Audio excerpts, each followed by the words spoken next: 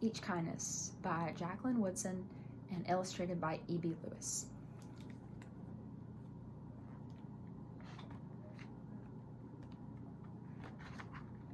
That winter, snow fell on everything, turning the world a brilliant white. One morning, as we settled into our seats, the classroom door opened and the principal came in. She had a girl with her and she said to us, "This is Maya." Maya looked down at the floor. I think I heard her whisper, "Hello." We all stared at her. Her coat was open and the clothes beneath it looked old and ragged. Her shoes were spring shoes, not meant for the snow. A strap on one of them had been broken. Our teacher, Miss Albert, said, "Say good morning to our new student," but most of us were silent. The only empty seat was next to me. That's where our teacher put Maya. And on that first day, Maya turned to me and smiled, but I didn't smile back. I've moved my chair, myself, and my books a little further away from her. When she looked my way, I turned to the window and stared out at the snow. And every day after that, when Maya came into the classroom, I looked away and didn't smile back. My best friends that year were Kendra and Sophie. At lunchtime, we walked around the schoolyard, our fingers laced together, whispering secrets into each other's ears.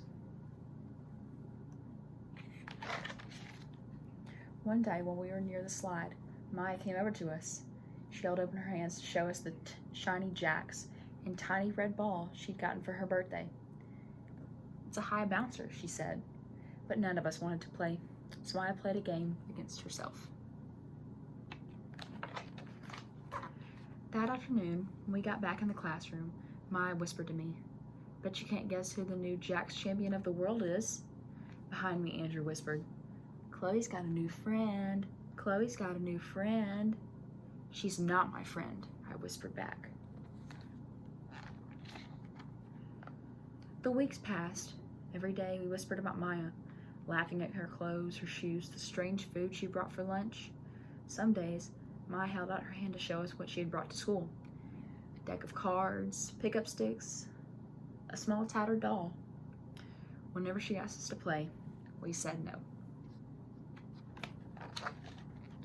The days grew warmer and warmer. The pond thawed. Grass began growing where snow had once been.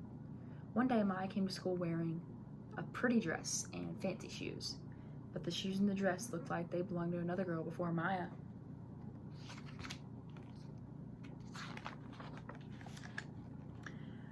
"I have a new name for her," Kendra whispered. "Never knew." Everything she has came from a secondhand store. We all laughed. Maya stood by the fence. She was holding a jump rope but did not come over to ask us if we wanted to play. After a while, she folded it double, rolled the ends around each hand, and started jumping. She jumped around the whole schoolyard without stopping. She didn't look up once, just jumped, jumped, and jumped.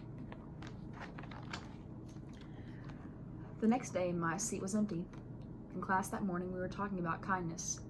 Miss Albert had brought a big bowl into class and filled it with water. We all gathered around her desk and watched her drop a small stone into it. Tiny waves rippled out, away from the stone. "This is what kindness does," Miss Albert said. "Each little thing we do goes out, like a ripple, into the world." Then Miss Albert let us each drop the stone in as we told her what kind things we had done. Joseph had held the door for his grandmother. Kendra helped change her baby brother's diaper. Even mean old Andrew had done something. "I carried teacher's books up the stairs," he said, and Miss Albert said it was true. I stood there holding Miss Albert's rock in my hand, silent.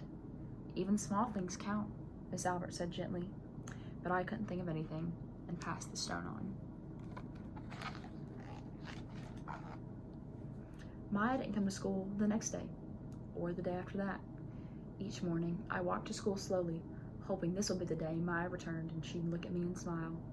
I promised myself this would be the day I smiled back. "Each kindness," Miss Albert said, "makes the whole world a little bit better." But Maya's seat remained empty, and one day Miss Albert announced to the class that Maya wouldn't be coming back. Her family had to move away, Miss Albert said. Then she told us to take out our notebooks. It was time for spelling. That afternoon, I walked home alone. When I reached the pond, my throat filled with all the things I wished I would have said to Maya. Each kindness I had never shown.